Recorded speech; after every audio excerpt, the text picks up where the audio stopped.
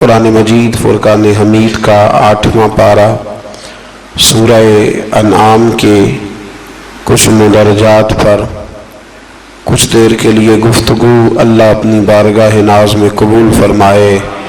अल्लाह करीम हमें कुरान मजीद की लज्जत अता फरमाए, कुरान मजीद के ज़ायक़ों से अल्लाह ताला हमें आशना फरमाए। कुफ़ार जो थे वो रसूलुल्लाह सल्लल्लाहु अलैहि वसल्लम से ना तरह तरह के मुतालबात करते थे कि हम उस वक़्त ईमान लाएंगे जब फरिश्ते हमारे पास उतर के आएंगे, या बरज़ख और आखिरत के बारे में जो बातें आप हमें बताते हैं वो हमारे लोग वो कहा करते थे कि लोग मर जाएं, मर के ज़िंदा हों, हमें आके बताएंगे तो फिर हम वो बातें मान लेंगे और आपके दावों की तस्दीक करेंगे। तो कुरान मजीद के 8वें पारे की पहली आयत मुबारका में बिल्कुल शुरू में अल्लाह ने फरमाया ये तो दावे जहालत पर मबनी है। ये तो जहालत है ना कि आप कहें कि ये सारा कुछ पहले हमें करके दिखाया जाए। देखें ना, बरज़ख अगर वाज़े कर दी जाए, क़यामत पहले ही दिखा दी जाए तो फिर वो क़यामत तो ना रही। कहते नहीं हमें पहले दिखाओ, कोई मार के आए हमें आके बताए तो फिर वो दूसरा जहान कैसे रहा। तो अल्लाह करीम ने फरमाया ये जहालत है और ना मानने के तुम्हारे बहाने हैं। आप गौर फरमाए ना कि माँ के पेट में 9 महीने जो शख्स रहता है वो कुछ बताने के काबिल होता है बाहर आके। एक जहान में वो रहा है ना, उसने वक्त गुजारा है। तो ये उनका बिल्कुल बातिल और झूठा दावा था। अल्लाह करीम ने इसे जहालत करार दिया है और हीलाबाजी करार दिया है। आज भी बहुत सारे लोग कहते हैं कि अगर चीज़ें खुल के हमारे सामने आ जाएं तो हम मानने को तैयार हैं। तो भाई जब खुल के आ जाती है ना चीज़ें तो फिर अजाब भी साथ आता है। फिर कोई अगर नहीं मानता तो उसे सज़ा भी फ़ौरन मिलती है। अल्लाह समझने की तौफीक दे। आयत नंबर 113 के अंदर रसूलुल्लाह सल्लल्लाहु अलैहि वसल्लम को तसल्ली देते हुए फरमाया, और इसी तरह हमने हर नबी के लिए शैतान इंसानों और जिन्नों को दुश्मन बनाया है। शैतान इंसान, ये कुरान मजीद ने जुमले इस्तेमाल फरमाया हर नबी के लिए इसी तरह हमने शैतान इंसानों और जिन्नों को दुश्मन बनाया है, जो लोगों को धोखे में डालने के लिए एक दूसरे को खुशनुमा बातें, अच्छी अच्छी बातें इल्का करते हैं, ज़हन और दिलों में अच्छी अच्छी बातें छोड़ते हैं, अच्छी अच्छी बातें, हालांकि होते वो दुश्मन है, होते वो शैतान है। मजीद फरमाया कि वो इसलिए करते हैं ताकि मुनकरीने आखिरत के दिलों को अपनी तरफ मायल कर लें।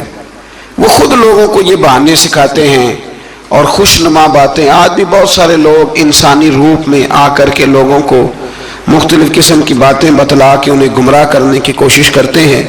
हमें ये समझ लेना चाहिए कि बात इंसान की नहीं देखनी, सामने वाला क्या कह रहा है ये नहीं हमने देखना। हमने तो ये देखना है कि रब क्या फरमाता है और अल्लाह के रसूल क्या फरमाते हैं। अल्लाह रसूल के फरमान की रोशनी में जो शख्स बात करेगा उसकी बात को कबूल किया जाएगा। आयत नंबर 118 से लेकर 119 में फरमाया कि जिस हलाल जानवर पर ज़िबा के वक्त अल्लाह का नाम न लिया जाए उसे न खाओ, और जिस पर नाम ले लिया जाए उसे खा लो। और फरमाया कि ये जो हराम जानवर है इनकी तफसील हमने खोल के बयान कर दी है, ये तुम्हारे लिए जायज़ नहीं है। हाँ, हालत इज़तरारी में ऐसी हालत आ जाए कि अब मर जाओगे बगैर मुर्दार खाए तो अब तुम्हारे लिए वो खाना जायज़ हो जाएगा। ये जो मुर्दार और हराम होता है ये सिर्फ उस वक्त जायज़ होता है जब बंदा मर रहा हो, लेकिन इंसान बिल्कुल तंदुरुस्त हो और बिल्कुल वो ठीक ठाक हो फिर भी हराम खाए तो ये उसके लिए दुरुस्त नहीं है। ये तो मरने लगे कुछ ना मिले तो तब उसके लिए जायज़ है। फिर अल्लाह तबारक व तआला ने इरशाद फरमाया कि जो ज़ाहिरी गुनाह है वो भी छोड़ दो, और जो तुम्हारे बातन के ऐब है ना, अंदर के छुपे जिनका किसी को पता नहीं, वो भी छोड़ दो। छोड़ दो ये ऐब।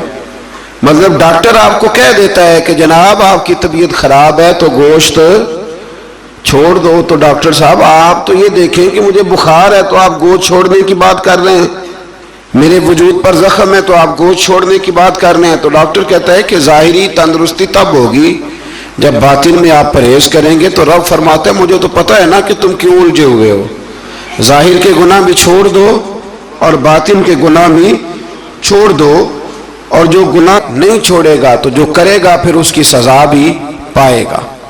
آیت نمبر 123 میں فرمایا کہ وہ شخص جو گمراہی کے بعد ہدایت پا گیا اور قرآن کی ہدایت کی روشنی میں آگے بڑھ رہا ہے، اور وہ جو مسلسل گمراہی میں ہے، یہ دونوں برابر نہیں ہو سکتے۔ ایک جو ہدایت کے راستے پہ چل رہا ہے اور جو گمراہی کے راستے پہ چل رہا ہے، یہ دونوں برابر ہو سکتے، ان میں بڑا فرق ہے۔ آیت نمبر 124 میں اللہ تبارک و تعالیٰ نے ارشاد فرمایا کہ اسی طرح ہم نے ہر بستی میں اس کے مجرموں کو سردار بنایا ہے، اور وہ وہاں فریب کاری کرے اور ان کے دجل و فریب کا وبال انہی پر پڑے۔ انوکھی بات ہے ذرا۔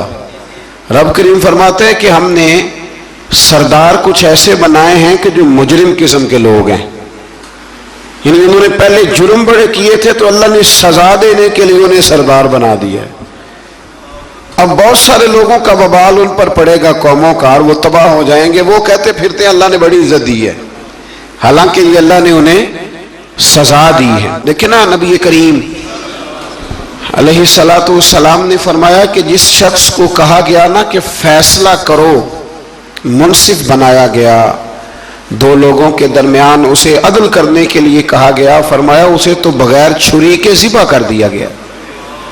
کوئی آسان کام ہے فیصلے کرنا، عدل کرنا، لیکن یہاں بڑا شوق ہے، آپ کسی کو بھی اٹھ کے کہیں آپ تجھے سیاست میں داخل کرائیں، ہر تیسرے آدمی کو تو سب تیار ہیں، بالکل تیار بیٹھے ہیں، کسی کو کسی جگہ بھی آپ الیکشن میں اتار سکتے ہیں، ریڈی ہے لوگ۔ لیکن فرمایا کہ مجرموں کو بعض جگہ پہ ہم نے سردار بنایا تاکہ ان پر بہت ساری چیزوں کا وبال۔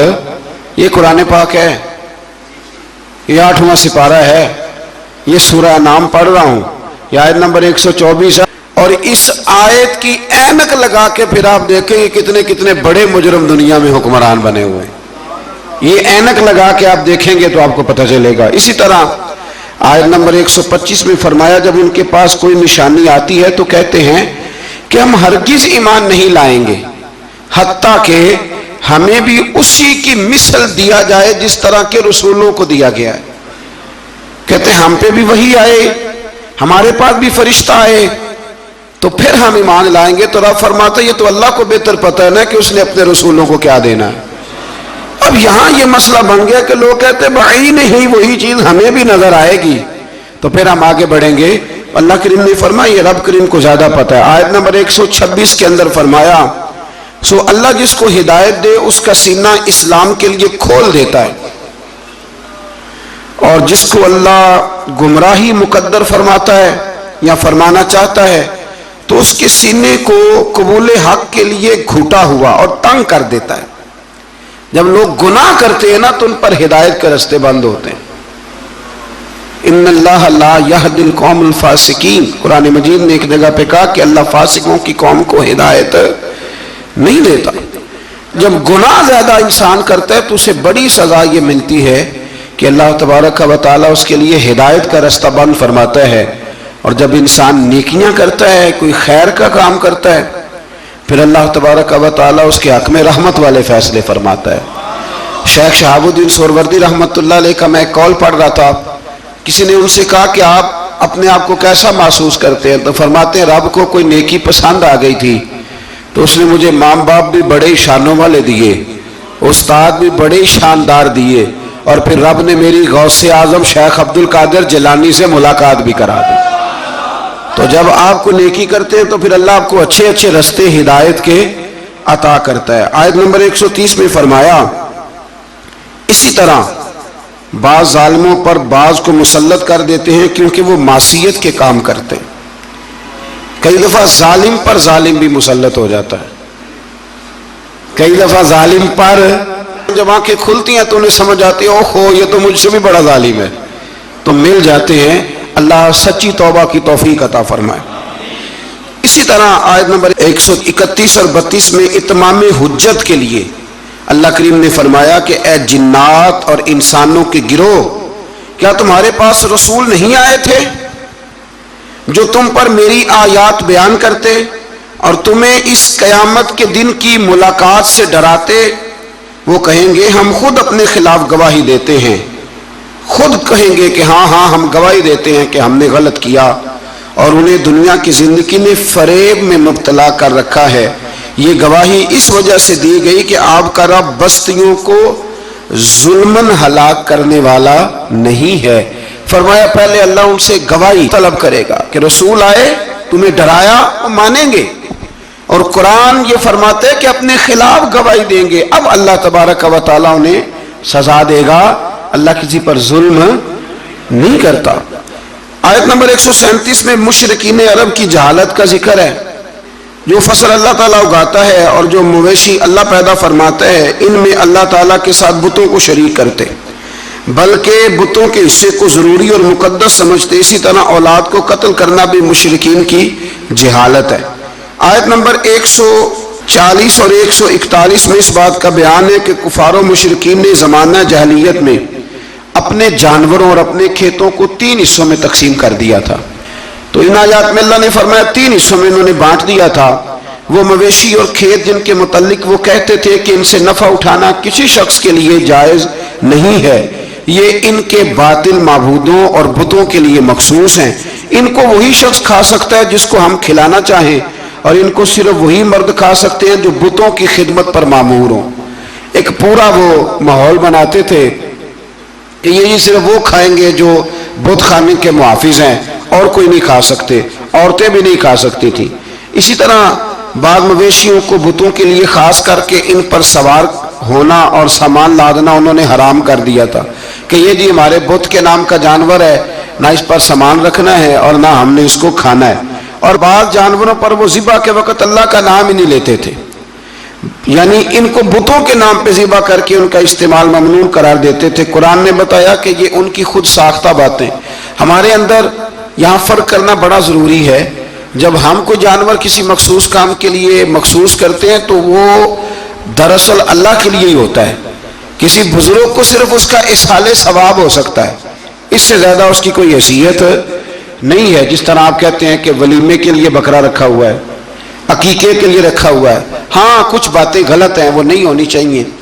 مجھ سے ایک دفعہ ایک دوست نے مسئلہ پوچھا کہ ہمارے گاؤں میں خواتین جو ہیں وہ 11 بیویوں کی کہانی پڑھواتی ہیں، اور پھر وہ کچھ لڈو منگواتی ہیں، اور جب اس پر ختم دیتی ہیں تو وہ کہتی ہیں کہ یہ مرد نے نہیں کھانا۔ اللہ تعالیٰ سمجھنے کی توفیق عطا فرمائے۔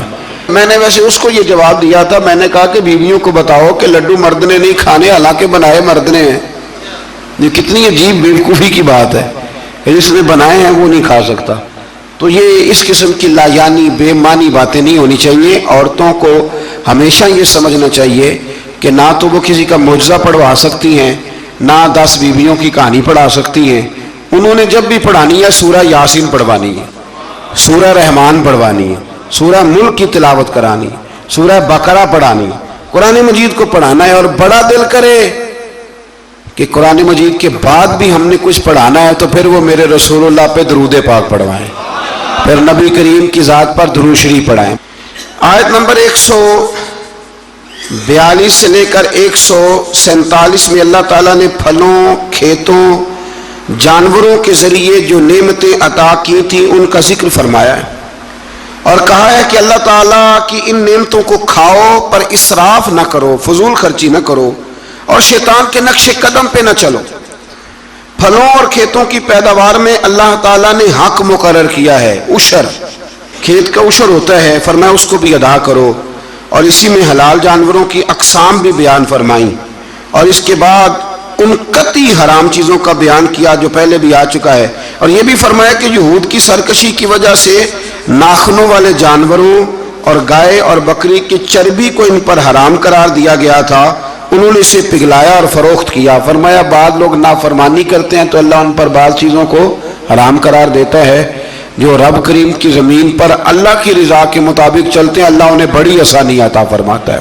آپ یقین کریں کبھی جب ہم پڑھتے ہیں نا پرانی قوموں کے حالات اور ان کے معاملات اور پھر امت مسلمہ کو دیکھتے ہیں تو آپ یقین کریں اللہ تعالیٰ نے ہمیں بڑا ہی آسان دین عطا فرمایا، بڑی آسان شریعت، اور بڑا میٹھا اور ٹھنڈا طریقہ دین پر عمل کرنے کا. ہم بلا وجہ الجھ جاتے ہیں. بڑا سونا بڑا ٹھنڈا دین اللہ نے ہمیں عطا فرمائے. رب کریم ہمیں اس پر پورے عمل کی توفیق عطا فرمائے. آیت نمبر 149 میں فرمایا کہ ہر دور کے منکرین جو انکار کرنے والے تھے ایک نفسیاتی حربے کو بیان کیا. وہ جو کچھ بھی کر رہے ہیں کہ یہ اللہ کی مشیت ہے, اگر وہ نہ چاہتا تو ہم یہ سب کچھ نہ کر پاتے. یہ اکثر لوگ کہتے ہیں کہ اگر اللہ نہ چاہتا تو ہم یہ کام نہ کرتے. یہ ایک نفسیاتی حربہ ہے کہ اللہ نے طاقت دی ہے نا جی, تو یہ ایک نفسیاتی, اس کا بیان اللہ کریم نے یہاں ان آیات مقدسہ میں فرمایا. در حقیقت بات یہ ہے کہ اللہ کی مشیت اور ہے اور اس کی رضا اور ہے. مثلا مجرم کو سزا دینا اس کی مشیت ہے, لیکن اس کی رضا میں ہے کہ کوئی اس کی نافرمانی نہ کرے. اگر سب کو جبری طور پر اطاعت کے رستے پر ڈالنا اللہ تعالیٰ کی مشیت ہوتی تو پھر کسی کی مجال نہ ہوتی کہ اس کا حکم نہ مانے. لیکن اب مشیت اور ہوتی ہے, رضا اور ہوتی ہے. اللہ کی یہ رضا نہیں کہ اس کے بندے دوزخ میں جائیں, لیکن اس نے قانون بنایا ہے کہ اگر تم نافرمانی کرو گے تو دوزخ میں. تو یہ رضا نہیں, یہ اللہ کی مشیت. تو یہ اللہ نے طاقت نہیں دی لوگوں کو, اس لیے نہیں دی تھی کہ وہ ظلم کریں, لیکن اگر انہوں نے ظلم کیا ہے تو اب انہیں سزا بھی ملے گی. تو یہ شخص نہ کوئی کہے کہ وہ اللہ کی دی ہوئی طاقت سے معاذ اللہ. یہ بہت سارے لوگ بیوقوفی والی باتیں کرتے ہیں. ایک دفعہ بزرگوں نے لکھا ہے کہ ایک شخص جو تھا وہ کسی کے باغ سے روز پھل توڑ کے کھا جایا کرتا تھا. تو مالک بڑا سیدھا سادہ تھا, تو مالک اس کو کہتا کہ بھئی تو روز میرے باغ سے پھل توڑ کے کھاتا ہے. تو وہ کہتا باغ بھی اللہ کا ہے, زمین بھی اللہ کی ہے, اور میں بندہ بھی اللہ کا ہوں. وہ چپ کر جاتا, سادہ آدمی تھا. بہت سارے لوگ کہتے ہیں نا نہیں آ کے. ایک صاحب مجھے کہنے لگے جی کل میرے ساتھ بڑا عجیب معاملہ ہوا. ایک بندے نے مجھے کہا تجھے قسم ہو اللہ کی جو جیب میں ہے سارا کچھ دے دے. اور میں نے کہا نہیں دینا چاہیے. تو وہ مجھے مشورہ دینے لگا, کہنے لگا حضرت جی اس نے اللہ کی قسم دی تھی. تو میں نے کہا مکان کتنے مرلے کا تیرا؟ کہنے لگا ہے 10 مرلے کا. کتنے کا ہے؟ کہنے لگا جی اللہ کا شکر ہے 60-70 لاکھ کا ہوگا. میں نے کہا ایک بندہ بلاؤں تجھے قسم دے تو اس کے نام رجسٹری کر دینا. کہنے لگے نہیں یہ نہیں ہو سکتا. تو میں نے کہا یہ کیسی کچی بات ہے کہ 500-700 کے لیے تجھے یاد ہے کہ یہ جائز ہے. لیکن وہ میرے دادا جی ایک بات کہا کرتے تھے, وہ دیہاتی لوگ ہوتے تھے تو دیہات کی مثالیں کئی دفعہ بڑی یاد رہ جاتی تھی. وہ کہا کرتے تھے کہ دودھ میں اور لسی میں مکھی گر جائے تو عورتیں اسے پھینک دیتی ہیں, لیکن اگر مکھن میں گر جائے نا تو پھر اس کو پھینکتی نہیں بلکہ مکھی نکال لیتی, کیونکہ گھی مہنگا ہوتا ہے نا تو لسی سستی ہوتی ہے. تو آپ چیزوں کو سمجھیں کہ ہمارا رویہ بڑا عجیب ہے معاملات کو سمجھنے کے حوالے سے. وہ بندہ بھی کہتا کہ جناب یہ پھل بھی اللہ کے تو باغ بھی اللہ کا تو میں بندہ بھی اللہ کا. بھولا آدمی تھا بیچارہ چپ کر جاتا, کہتا تو ٹھیک ہے نا کی پنجابی چاکی دسی لبی شے خدا دی نہ تیلے دی, ختم ہو گئی بات. حالانکہ وہ کسی کی ہوتی ہے, تیلے پا دی کیوں نہیں ہوتی جی, وہ کسی نے حیثیت تانڈی کی ہے نا. لیکن بس ہمارا ذوق بن جاتا ہے کہ قابو آ گئی ہے تو قابو کرو معاذ اللہ. تو وہ بیچارہ بڑا پریشان تھا. تو ایک دن اس نے نا اپنے ایک شہر کے عالم سے بات کی. اس نے کہا کہ جناب وہ میرے ساتھ تو بڑی مصیبت بن گئی ہے, وہ روز پھل توڑ کے لے جاتا ہے اور کہتا ہے زمین بھی اللہ کی باغ بھی اللہ کا, کھانے والا بندہ بھی اللہ کا. تو عالم کہنے لگے میں بھی تمہیں نسخہ دیتا ہوں, کل اس پہ استعمال کرنا. میں کہا ٹھیک ہے جی. وہ وقت پہ آ گیا باغ کا مالک. تو جب وہ آیا نا پھل توڑنے, اس نے پھل بڑے سیر ہو کے کھائے, اس نے کھانے کا موقع دیا. جب وہ فارغ ہو گیا اس نے اس کو رسی کے ساتھ درخت کے ساتھ باندھ لیا اور ڈنڈا پکڑ لیا, اور جب مارنے لگا تو کہنے لگا یہ کیا؟ کہنے لگا یہ چھڑی کی توفیق بھی اللہ کی, رسا بھی اللہ کا, باندھنے والا بندہ بھی اللہ کا. اب تجھے جو پھینٹی لگے گی وہ بھی اللہ کی دی ہوئی طاقت سے لگے گی معاذ اللہ. اب تو کھا. وہ کہنے لگا معاف کر دو, آج کے بعد یہ کام نہیں کروں گا. تو کہتے ہیں جی مشیت ہے جی اللہ کی, اللہ نہ کرتا معاذ اللہ تو ہم. تو یہ ایک نفسیاتی جھوٹ ہے, اس کو آپ سمجھ لیں, آپ اس پر غور فرمائیں. تو یہاں بہت سارے لوگ یہ ظلم کرتے ہیں اور دین کی حدوں کو پامال کرتے ہیں. اللہ تعالی ہمیں سمجھنے کی توفیق عطا فرمائے. آیت نمبر 152 سے لے کر 161 تک میں اللہ تعالیٰ نے فرمایا, غالباً 9 باتوں کا حکم دیا ہے. سب سے پہلے ارشاد فرمایا کہ اللہ کے ساتھ کسی کو شریک نہ ٹھہرانا. دوسرے نمبر پہ فرمایا والدین کے ساتھ اچھا سلوک کرنا، تیسرے نمبر پہ فرمایا تنگ دستی کے خوف سے اولاد کو قتل نہ کرنا۔ اب تو بڑے بڑے لوگ عالم فاضل ہو کے کہتے ہیں بچے تھوڑے پیدا کرو، حالانکہ میرے نبی کریم علیہ السلام نے فرمایا اس عورت سے نکاح کرنا جو محبت زیادہ کرنے والی ہو اور بچے زیادہ پیدا کرنے والی ہو۔ تو یہاں معیار کیا ہے؟ تنگ دستی کے خوف سے اولاد کو قتل نہ کرو، اور فرمایا ظاہری اور چھپی ہوئی ہر قسم کی فحاشی سے بچو، اور نمبر 5 پہ فرمایا قتل ناحق نہ کرو، نمبر 6 پہ فرمایا یتیم کا مال ناجائز طریقے سے نہ کھاؤ، اور نمبر 7 فرمایا لین دین میں ناپ تول پورا کرو، 8 پہ فرمایا بلا تمیز سب کے ساتھ انصاف کرو، اور نمبر 9 میں ارشاد فرمایا کہ اللہ کے ساتھ کیے ہوئے وعدے کی پاسداری بھی کرو۔ تو اللہ تبارک و تعالیٰ نے ان 9 چیزوں کو بیان کیا، اور سمجھ لیں یہ خلاصہ بیان کیا میرے رب کریم نے، یہ پورے دین کا خلاصہ ہے۔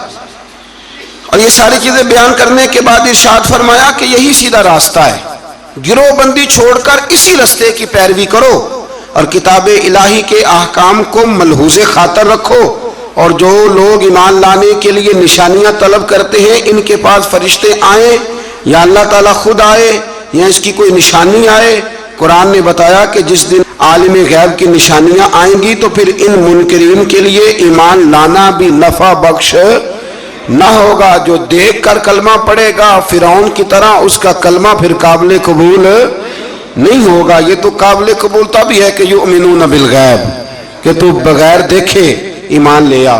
اور یہ بھی فرمایا کہ اے رسول جنہوں نے دین کو گروہوں میں بانٹ دیا ہے آپ کا ان سے کوئی تعلق نہیں ہے، جنہوں نے بانٹ دیا اللہ تبارک و تعالیٰ کے دین کو، یہودیوں نے عیسائیوں نے تقسیم کر دیا۔ آیت کے اندر اللہ تبارک و تعالیٰ نے حقیقت ایمان، روح ایمان اور مسلمانوں کے مقصد حیات کو بیان فرمایا۔ یہ آیت پورے دین کا لب لباب ہے، نماز، روزہ، حج، زکوٰۃ، وضو، غسل، صدقات، خیرات، عبادات، ان سب کا نچوڑ ہے۔ فرمایا کل اے محبوب فرما دے، جو بڑی پیاری باتیں تھیں وہ اللہ نے محبوب سے کل کہہ کے سنی ہے۔ کہا محبوب ذرا کہو کیا، ان صلاتی و نسکی و محیای و مماتی للہ رب العالمین۔ فرمایا محبوب فرما دیجئے کہ بے شک میری نماز، میری قربانیاں، میرا دنیا میں ظاہری طور پہ رہنا یا میرا پردہ کر جانا سب اس رب کے لیے ہے جو تمام جہانوں کے پالنے والا ہے۔ یہ لب لباب ہے۔ حضرت مجدد الفسانی رحمۃ اللہ علیہ فرمایا کرتے تھے 3 چیزوں کا نام دین ہے، علم، علم پر عمل، اور عمل میں اخلاص، ریاکاری نہ ہو۔ فرمایا 3 کام کر لے تیرا دین مکمل ہو جائے گا۔ ختم ہو گئی بات۔ آگے پھر سورہ اعراف شروع ہوتی ہے۔ اعراف کے معنی بلندی کے ہیں، اس کا معنی جاننا اور پہچاننا بھی ہے۔ اصحاب اعراف کے بارے میں ایک قول تو یہ ہے کہ ان کی نیکیاں اور گناہ برابر ہوں گے، ان کا مقام جنت اور دوزخ کے درمیان ہوگا۔ یہاں یہ وہ لوگ ہیں جو اہل جنت اور اہل جہنم کو پہچاننے والے ہوں گے۔ یہ اعراف والے نا، ایک جنتی ایک جہنمی، اور درمیان میں اعراف، یعنی جس کی ایک گناہ زیادہ ہو گئے تو جہنم میں گیا، اور جس کی نیکیاں زیادہ ہو گئی اللہ کے فضل سے وہ تو جو کچھ برابر برابر والے ہیں ان کے لیے مقام اعراف ہے، ان کے لیے مقام اعراف ہے۔ اور کچھ نے لکھا ہے نہیں یہ تو بلند مقام ہے، یہاں تو اللہ فرشتوں اور نبیوں کو جگہ عطا فرمائے۔ بعض مفسرین نے یہ قول بھی بیان فرمایا۔ اس سورہ مبارکہ کی ابتدا میں سرکار دو عالم صلی اللہ تعالی علیہ وسلم کو تسلی دی گئی کہ آپ کفار کے ظلم سے، بے وفائی سے اور ان کے سخت رویے سے تنگ دل نہ ہوں، بلکہ آپ اپنا فرض ادا کرتے رہیں اور کتاب مقدس کی تبلیغ بھی آپ کرتے رہیں اور سرگرم ہو کے کرتے رہیں۔ ان سے آپ کو پریشان ہونے کی ضرورت، یعنی اس کا معنی یہ ہے کہ رب کریم آپ کے پیغام کو پوری دنیا میں پھیلا دے گا۔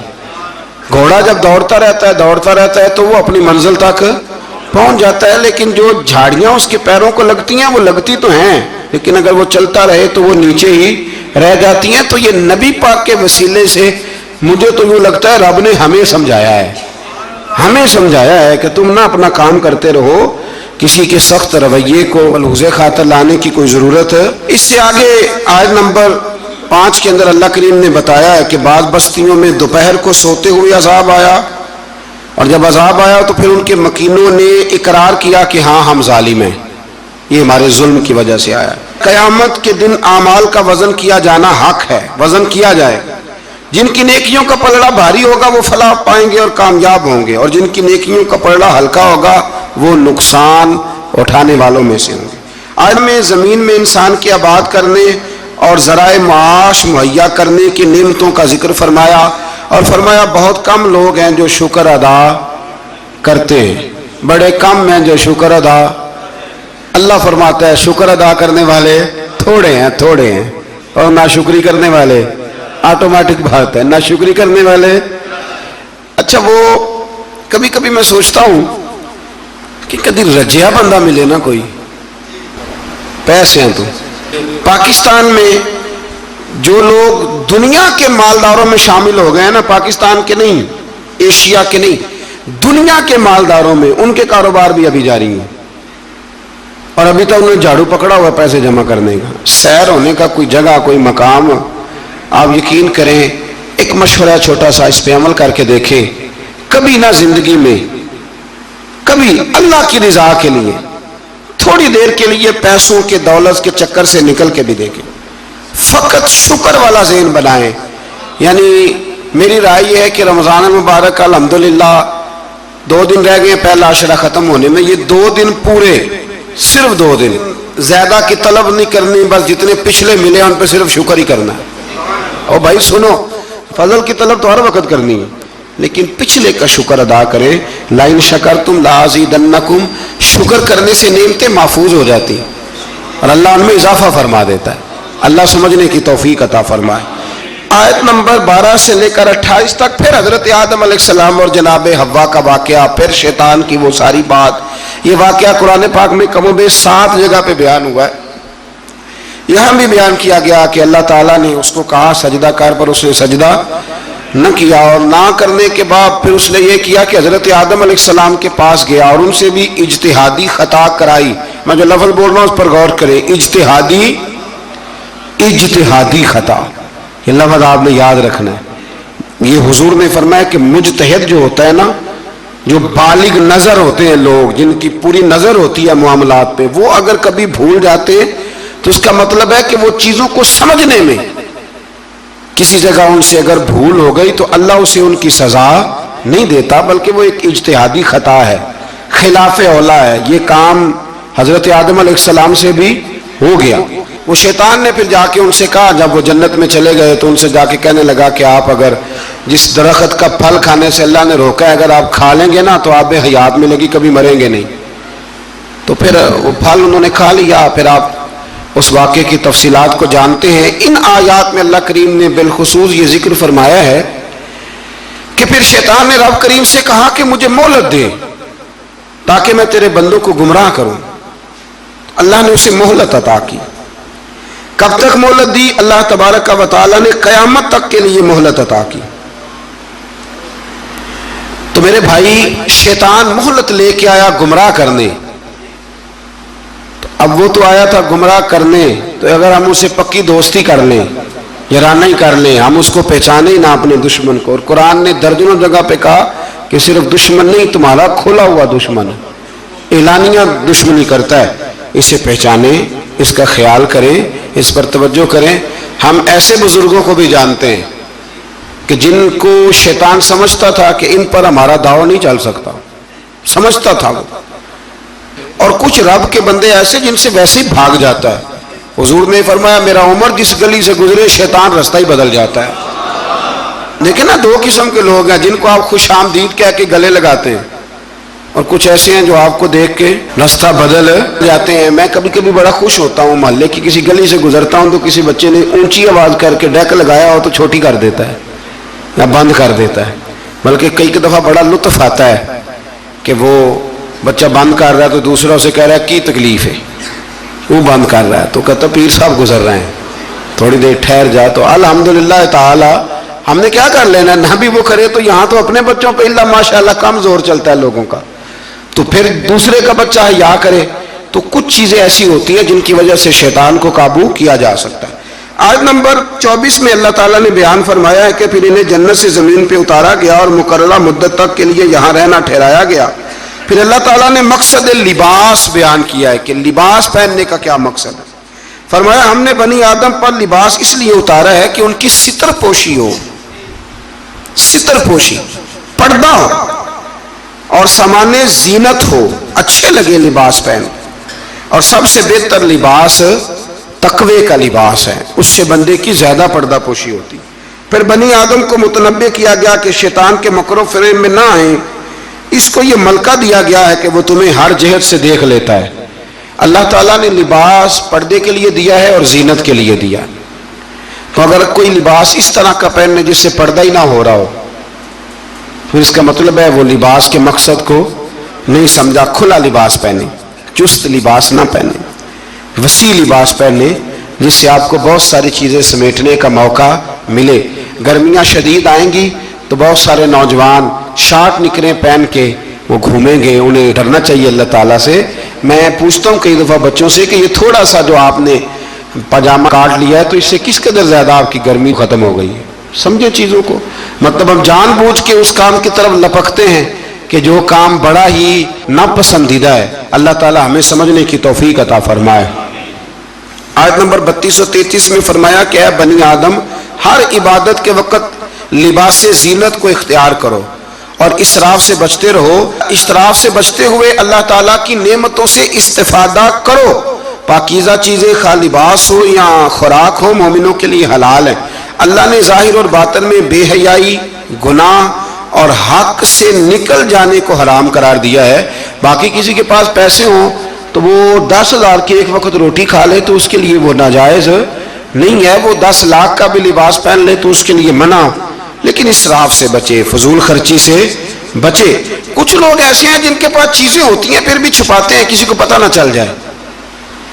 یعنی سادگی اس کا نام نہیں ہے کہ آپ پیسے اندر چھپا کے پرانے کپڑے پہن کے نکلیں. یہ سادگی ہے, یہ کنجوسی ہے. نبی کریم علیہ الصلوۃ والسلام نے نا حضور صلی اللہ تعالی وسلم نے ایک شخص کو دیکھا تھا کہ پھٹے پرانے کپڑے پہنے ہیں, تو حضور نے آواز دی, فرمایا تیرے اوپر تو بڑا فضل ہے اللہ کا. حضور الحمدللہ. تو فرمایا اچھے کپڑے پہنا کر, رب کریم جب نعمت دیتا ہے تو اثر دیکھنا پسند فرماتا ہے. اچھا ہمارے ہاں لوگ سادگی کس کا نام رکھتے ہیں, یعنی کروڑوں روپیہ بینک میں پڑا ہے تو سادگی یہ کپڑے نہیں خریدنے. یہ سادگی نہیں صاحب, یہ کنجوسی ہے. سادگی تو یہ تھی کہ آپ وہ سارے پیسہ خیرات کر دیں اللہ کی بارگاہ میں, پھر پتہ چلے گا کہ آپ سادے ہیں. پیسے سنبھالے جاؤ اور خرچ نہ کرو. یہ تو قرآن و سنت نے ہمیں بتایا ہے کہ تم اپنے وارثوں کے مال کی حفاظت کر رہے ہو. اور یہ بھی فرمایا اس آیت میں کہ نماز کے وقت زینت حاصل کرو, اچھے کپڑے پہن کے نماز پڑھا کرو. میں ایک مسئلہ کئی دفعہ بیان کیا, پھر عرض کرتا ہوں, میں دوستوں کو کہا کرتا ہوں کہ مسجد کی ٹوپی پہن کے یہاں تو ولیمے پہ بھی جا کے دکھاؤ نا. تو وہاں تم جاتے نہیں تو نماز پڑھنے کیسے آ جاتے ہو. تو یہ ٹروزر شرٹ پہن کے یہاں تو تم شادی کے ساتھ بھی جا کے دکھاؤ, تمہارا پتہ چلے. تو اگر تم شادی کی تقریب میں ٹروزر شرٹ کے ساتھ ان کپڑوں کے ساتھ نہیں جاتے تو پھر تم نماز پڑھنے کیسے آ جاتے. لوگوں کی محفل میں جانا پسند نہیں کرتے تو اللہ کی بارگاہ میں کیسے پسند کر لیا. ایک نعت خان صاحب کو ایک دن میں نے دیکھا, بڑا شاندار ویسٹ کوٹ پگڑی اور بڑا خوبصورت لباس محفل میں. پھر کچھ دنوں کے بعد ایک شادی میں ملاقات ہو گئی تو ان کا حال ہی بڑا برا تھا. اینک بھی کچھ لوگ مطلب لگا لیتے ہیں, مجھے نہیں سمجھ آتی کالی اینک کا کیا ترجمہ ہے.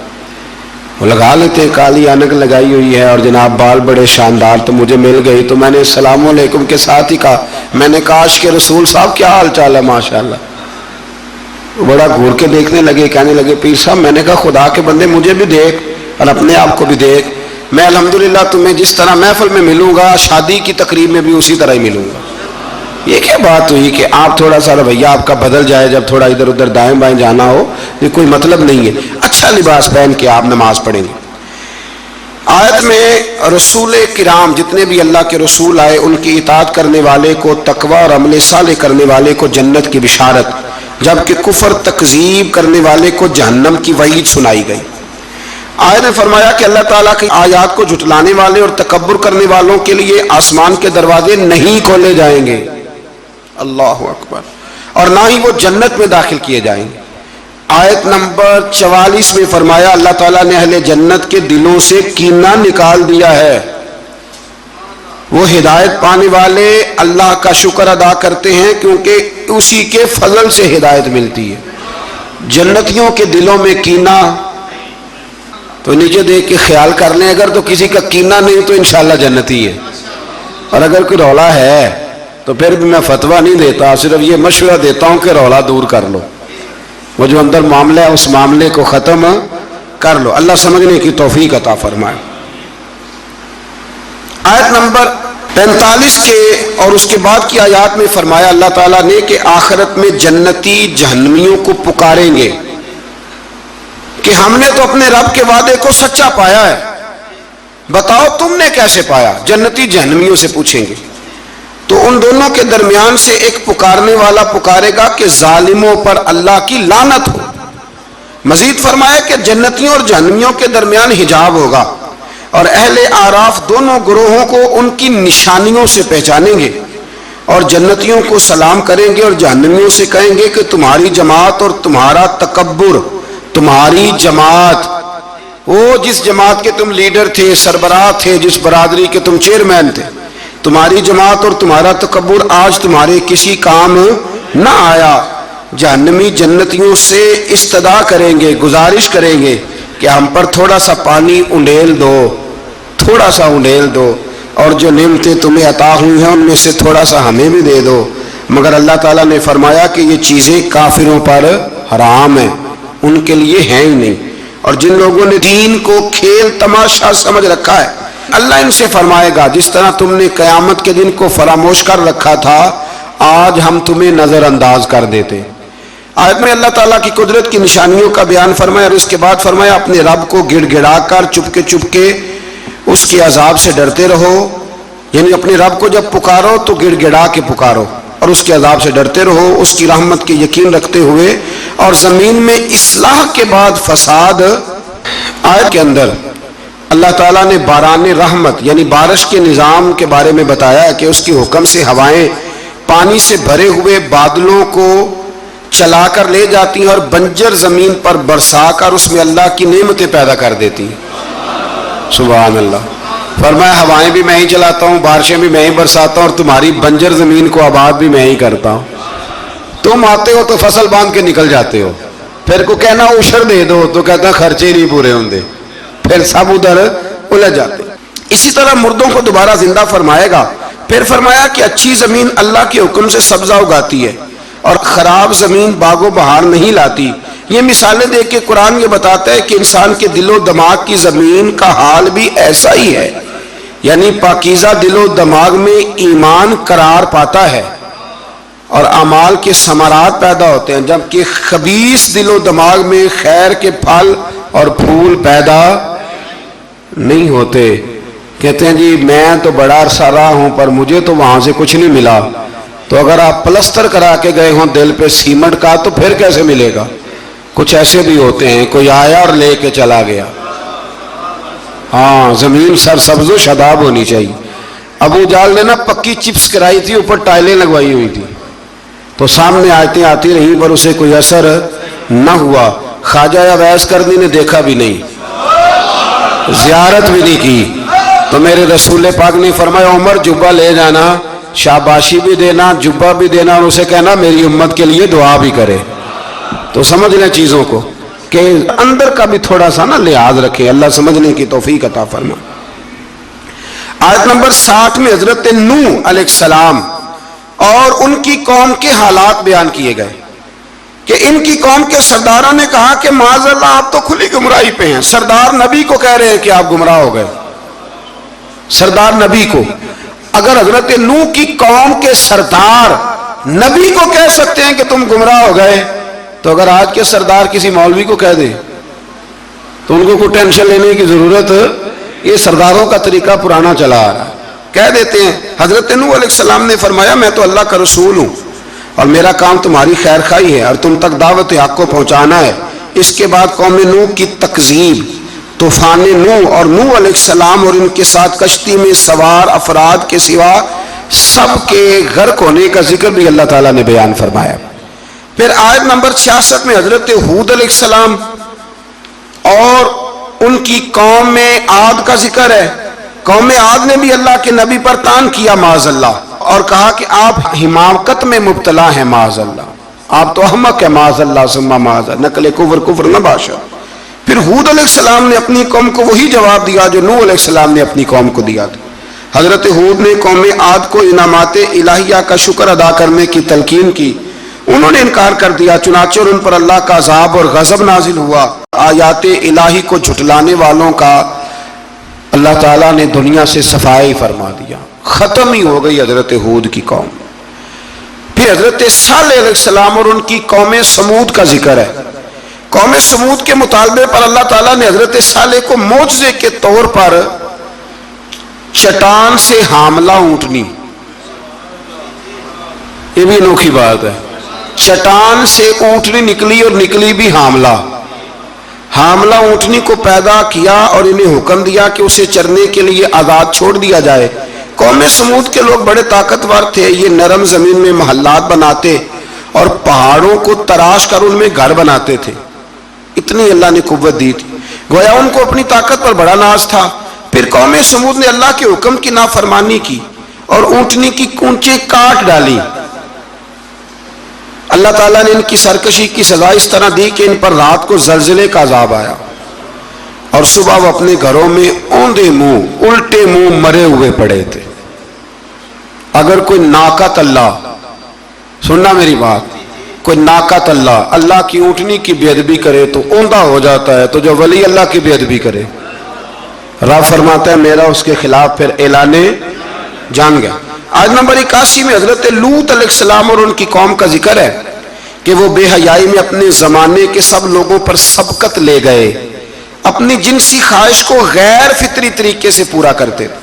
اس کی تفصیل ہے، یہاں وقت نہیں ہے۔ اصل میں یہ جو قوم تھی نا، ان کے پاس باغات تھے بڑے سرسبز و شاداب، تو مہمان بڑے آتے تھے، تو ان کی خواہش تھی کہ مہمان نہ آئیں، بہت زیادہ لوگ آتے تھے، حالانکہ مہمان تو اللہ تعالیٰ کی رحمت ہوتا ہے۔ تو شیطان نے پھر انہیں ایک طریقہ بتلایا، مہمان آتے تو یہ معاذ اللہ مرد مردوں کے ساتھ بدفعلی کرتے، شیطان نے انہیں یہ طریقہ بتلایا، غیر فطری طریقے سے اپنی جنسی خواہش کو پورا کرتے۔ جب اللہ تعالیٰ کے نبی عذاب کا ڈر سناتے تو حضرت لوط علیہ السلام کا مذاق اڑاتے، بالآخر اللہ تعالیٰ نے ان پر عذاب نازل کیا، اور یہ لواطت، مرد کا مرد سے بدکاری کرنا، اس کی سزا اللہ نے یہ دی کہ آسمان سے پتھر برسائے اور اس طرح ان کا نام و نشان مٹا دیا، یہاں تک کہ لوط علیہ السلام کی وہ بیوی جو قوم میں لوط کی ہم خیال تھی وہ بھی عذاب سے نہ بچ سکی، اور صرف حضرت لوط علیہ السلام اور ان کے ساتھ قبیلے کے جو چند نیک لوگ تھے وہ بچے۔ میں نے ایک دفعہ پہلے بھی بات بیان کی تھی، پھر ایک عرض کرتا ہوں، کبھی کبھی نا نوجوان جب موٹر سائیکلوں پہ اکٹھے بیٹھے ہوتے ہیں، یہ قرآن ہے نا جی، یہ کوئی بے حیائی کی بات نہیں، یہ قرآن ہے۔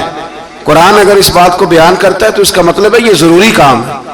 تو میں جب ان کو دیکھتا ہوں تو کئی دفعہ دل کو بڑی اذیت پہنچتی ہے کہ مطلب سر عام بچے شرارتیں کرتے ہیں اور ایسی غیر اخلاقی حرکتیں کرتے ہیں کہ جو پڑھے لکھے سمجھدار نوجوانوں کو زیب نہیں دیتی۔ ان کو سمجھنا چاہیے، خیال کرنا چاہیے۔ میں نے پہلے بھی ایک دفعہ کہا تھا، لیکن مسئلہ بتانا میری ذمہ داری ہے، بغیر داڑھی کے جو خوبصورت لڑکا ہوتا ہے اسے امرد کہا گیا، امرد، یعنی اس کا حکم اسی طرح جس طرح آپ کسی عورت کو بے پردہ دیکھتے، وہ امرد ہے بغیر داڑھی۔ اور حضرت سیدنا حسن بصری کے پاس ایک نوجوان آیا تو وہ رو پڑا، آپ نے فرمایا کیوں روتے ہو؟ کہنے لگا حضور میں بڑا پکا حافظ تھا، میں نے 12-14 مصلے قرآن پاک کے سنائے۔ فرمایا پھر کیا ہوا؟ کہنے لگا حضور اللہ نے سزا دی ہے، میں قرآن بھول گیا ہوں۔ فرمایا کس طرح؟ فرمانے لگے کہ بے ریش بغیر داڑھی والے خوبصورت لڑکے کو گندی نظر سے دیکھ بیٹھا تھا، اللہ نے یہ مجھے سزا دی۔ پھر حضرت حسن بصری نے طریقہ بتلایا، پھر اس نے توبہ کی، تو سمجھ لیں کہ یہ اتنا برا فعل ہے کہ یہ کرنے والے پر آسمان سے پتھر برستے ہیں۔ حضرت لوط کی قوم پر تو آج اگر قوم یہ کام کرے، ہم جنس پرستی، عورتوں کا عورتوں کے ساتھ، شادی ہونے تک کے واقعات، عورت کے عورت کے ساتھ، مرد کے مرد کے ساتھ، لوگ اس کو آزادی کا نام دے رہے ہیں۔ یہ آزادی نہیں، یہ بے حیائی ہے، یہ فحاشی ہے، یہ عریانی ہے۔ اللہ تعالیٰ ہمیں سمجھنے کی توفیق عطا فرمائے۔ پھر آخر میں آیت نمبر 86 میں اللہ تعالیٰ نے اس پارے کی جو آخری آیات ہیں اس میں اللہ تعالیٰ نے حضرت شعیب علیہ السلام اور ان کی قوم کا ذکر فرمایا۔ قرآن نے بیان کیا کہ ان کی ناپاک خصلتیں یہ تھی کہ وہ ناپ تول میں ڈنڈی مارتے تھے، یعنی رمضان مبارک کے اندر بھی مقناطیس نکل آتا ہے ترازوؤں کے نیچے سے، رمضان میں آپ سمجھ لیں مقناطیس نکل رہا ہے ترازوؤں کے نیچے، یہ حال ہے۔ ڈنڈی مارتی تھی شعیب علیہ السلام کی قوم، اور دوسروں کی چیزیں کم تول کے دیتے تھے، اور راستے میں بیٹھ کر اہل ایمان کو ڈراتے اور انہیں راہ راستے روکتے۔ انہیں بھی کہا گیا کہ فساد فی الارض سے باز آؤ اور اپنی پہلی سرکش امتوں کا انجام دیکھ لو، لیکن وہ بھی باز نہ آئے تو پھر اللہ نے ان پر بھی عذاب نازل فرمایا۔ اللہ تعالیٰ آسانی عطا کرے۔ آخر دعوانا الحمد۔